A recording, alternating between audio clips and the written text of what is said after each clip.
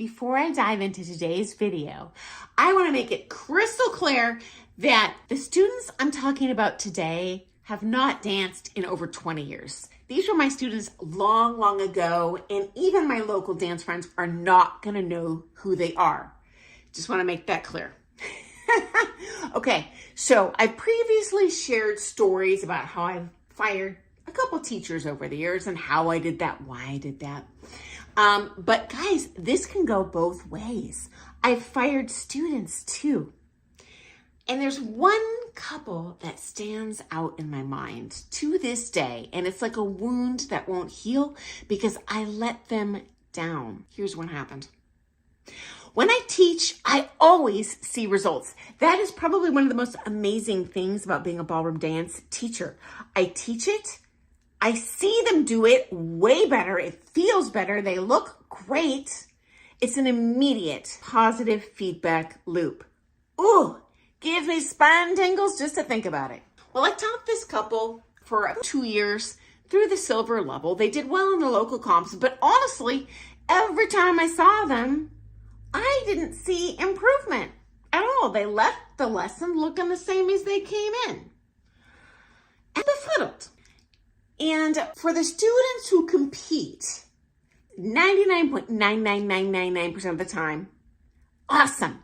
Because often the student is very self-critical, especially the driven ones. They don't see their own progress. But you know what? You can disagree with me, but they can't debate good results. And when they see themselves beating those couples or dancers that used to place ahead of them that they admired, they feel good. And you know what? Guarantee I feel even better. Oh, such gratification. But not this couple. The straw that broke the camel's back was I saw them dance in one of the largest comps in North America. They competed in silver and they didn't make it out of a single round. They did make the final of bronze, but I saw them on the floor there against all those other couples, and I couldn't tell why they didn't place well. And as a teacher, I can't help them if I can't see the opportunity for growth. If you go into your lesson and your teacher gives you 50 things to work on, that is a win. That means you have opportunity to get better. I gotta tell you, if you go in and they're like, I can't help you. At that point, I am a loser.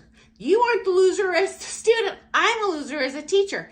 You're giving me your hard-earned money to become better, and I can't do it. And that was the case with this one couple. Honestly, guys, I think about it at least once a week to this day. I feel horrible. So when we got back to town, I fired them. I feel horrible about it. If you've ever worked in a business, you've had to fire someone, you know what I'm talking about. It's a horrible feeling to say, I am not going to work with you anymore. You may not work with me. Doesn't matter why. It's a horrible conversation to have. And I felt so bad. But whenever I know of a local teacher that is going to possibly do a better job getting them to their goal, I'm going to refer them. And that is what I did. I never just like, hey, I don't want to see you again. I am not going to see you again. Here's why. And here's who's going to be the best match for you, I feel. And usually I can do a great job referring because I know how that couple learns. I know how these other teachers teach. Well, I did refer them to another teacher that taught very different than me, and I thought would be a great match, but end of story, that teacher ended up failing as well, and that couple quit dancing. But please notice, I said the teacher failed, just like I failed. It's not the student's failure, but it sucks. I failed. It was an epic teacher fail. I feel bad to this day. And truth be told, guys, it was so long ago. If they passed me on the street, I'd be stunned if they recognized me. Oh my gosh. Just like other things in life, sometimes we do our best, and our best just isn't good enough. We experience that as competitors, but you know what? We experience it as teachers too, and I'm ashamed to admit it, but I do feel it helps you as students to know that we experience it too. And to this day, guys, I sure hope they look back, if they do remember me, and don't think it was one of these situations like someone breaking up with you and saying, oh, it's not you, it's me. Yeah, it's you. No. As the teacher, we definitely feel it as our failure if we don't see that opportunity to help you improve.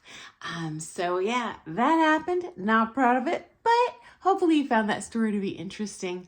Also, guys, I apologize for my jacked up YouTube channel. Yesterday morning, my video went out unedited, even though I had edited it. So I was able to fix it after a couple hours, but excuse my janky video yesterday with the kind of stuttering in the middle. Usually I would cut that out, but I was able to get the correct one out. Also, when I was in that YouTube studio, I noticed YouTube has not been sending me most of the comments I've been getting recently.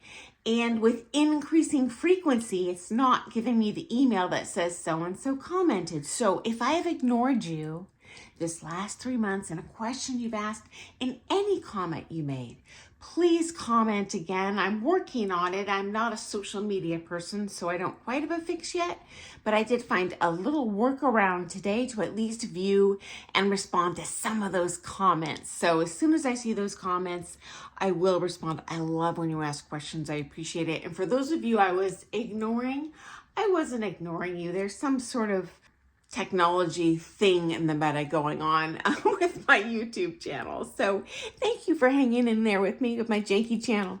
Okay, guys, I look forward to seeing you first thing tomorrow morning for some more Things Ballroom Dance. Happy dancing. Bye.